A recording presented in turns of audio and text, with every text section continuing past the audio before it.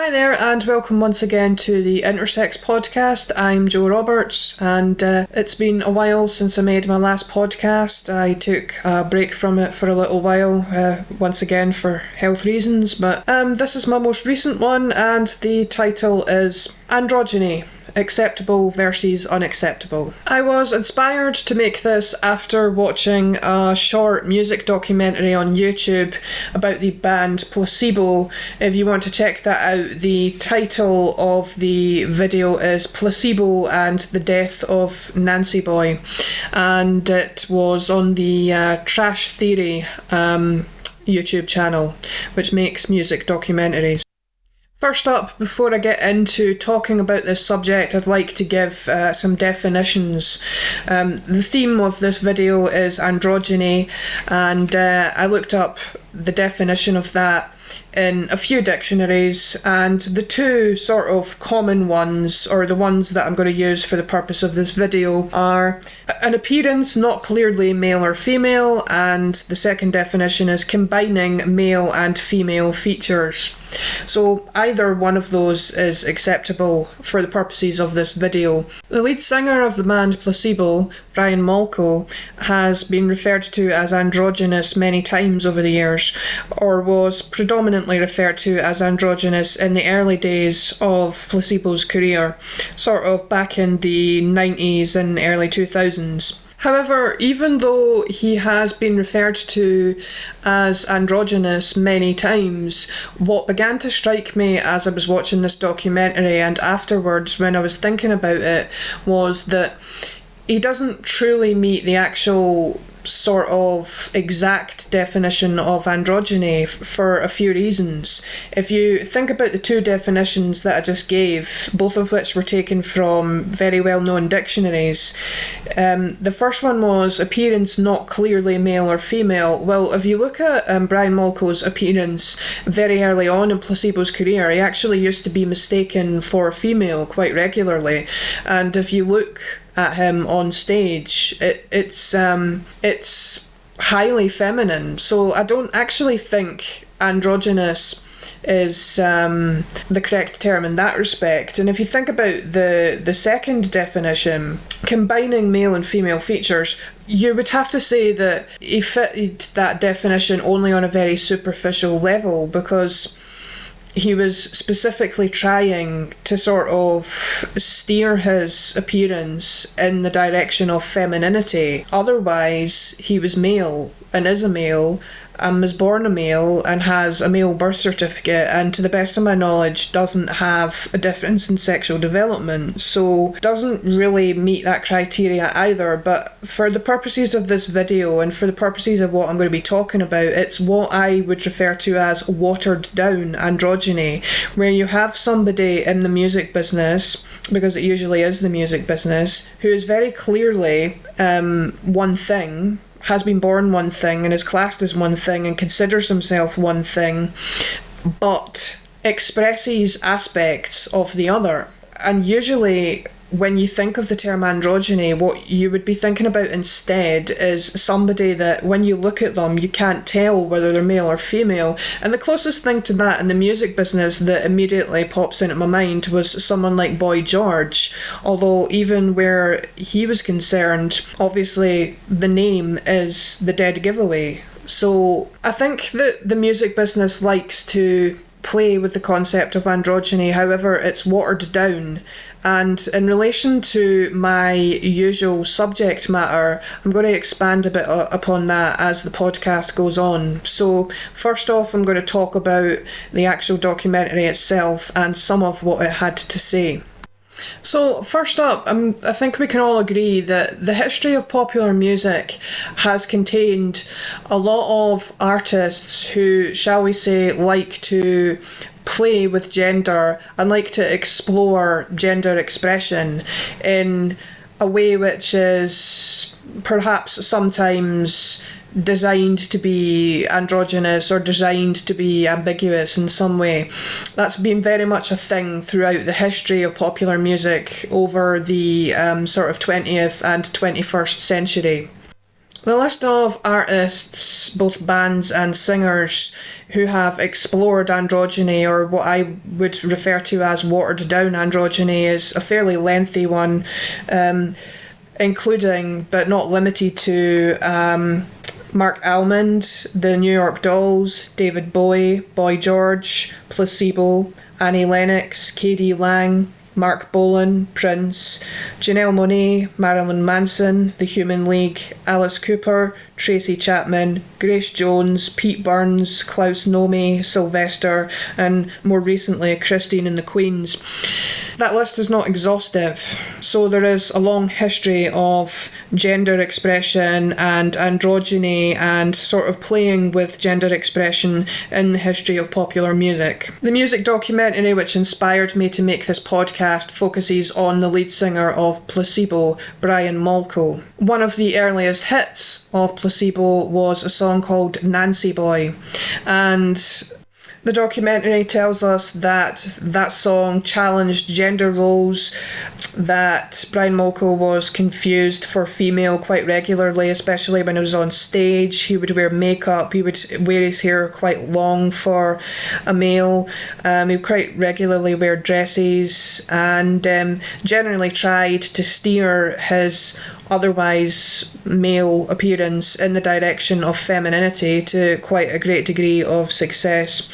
And Brian Molko himself was quoted as saying, "I wanted to challenge the homophobia that I was witnessing in the music scene.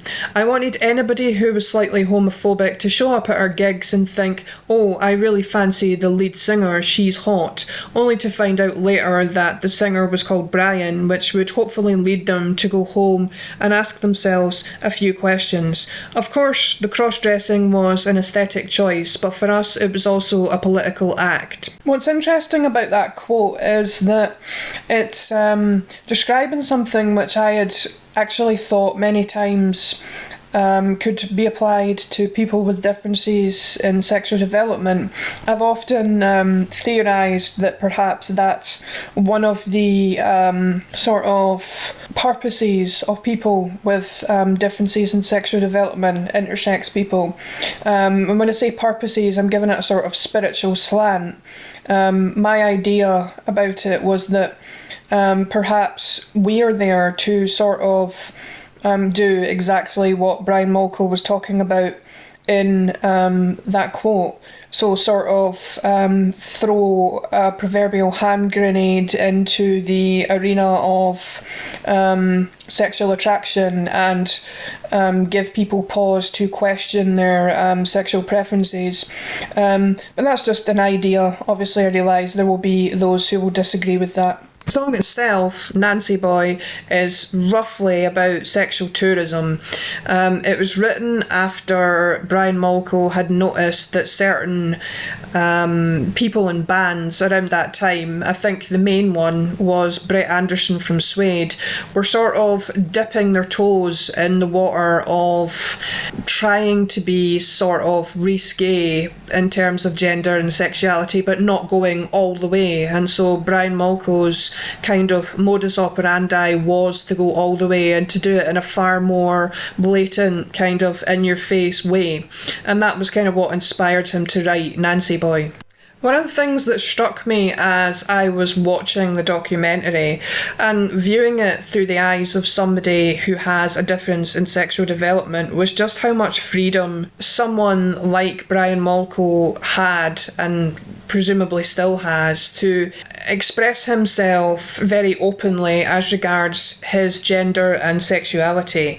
It was all about empowerment. In fact, it went past empowerment and very regularly strayed into the realm of sort of hedonism, perhaps. And he admitted to that by his own admission. That's not just me saying that. But the thing that struck me about it was just how much freedom he had to sort of be himself sexually, and in terms of how he expressed his gender and sexuality. It was very much about empowerment and authenticity and being yourself and putting yourself out there as you truly are and as you truly want to be. And all of that was very sad for me to listen to as a person with a difference in sexual development, because if you juxtapose that with the experiences of people who have differences in sexual development, or many of us have had, it's very much like night and day.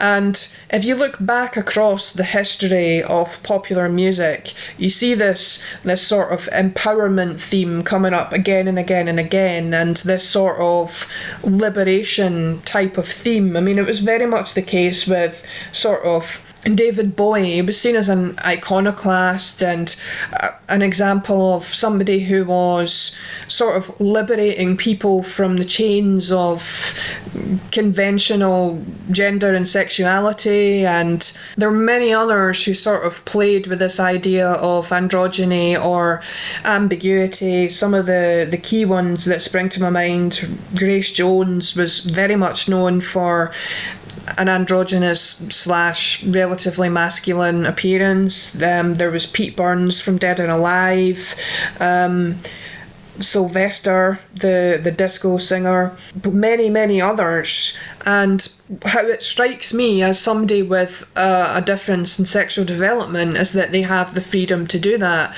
but it's a freedom which has been denied to so many people with differences in sexual development whose experience is being steered in the extreme opposite direction. Also, what strikes me about it is that in many cases it's kind of like using androgyny as a fashion statement.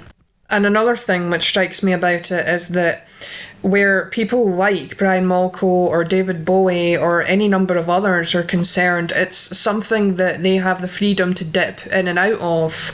They're not actually truly androgynous. Brian Molko is male, David Bowie was male, but they had the freedom and the empowerment to dip into that and sort of explore that without facing recrimination for doing so, and then at a later point in their career just set it to one side and go back to being what they always were, which was males.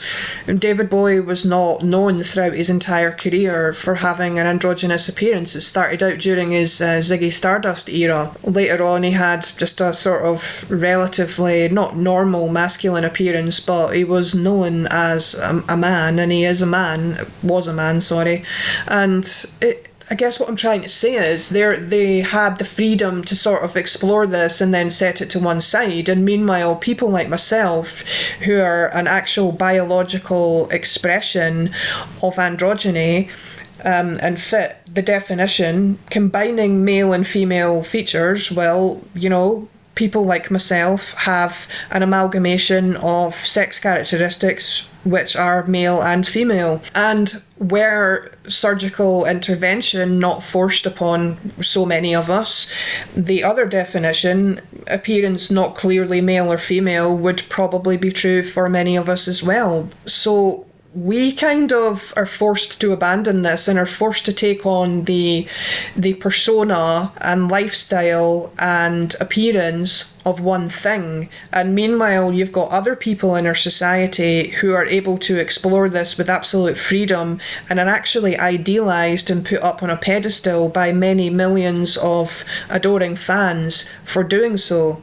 And the overall impression that gives me is that our society has quite a warped and quite a dysfunctional relationship with androgyny. On the one hand, it puts it up on a pedestal and idealises it and romanticises and glorifies it in some human beings, i.e. very famous people, singers, etc. But in other human beings, just ordinary everyday human beings like myself, it's reviled and shoved into a darkened corner, and we force surgeries upon people like that who are an actual biological expression of that, and we're forced to take on the persona and identity and characteristics of one thing, and it's very much stamped into us and is very much enforced.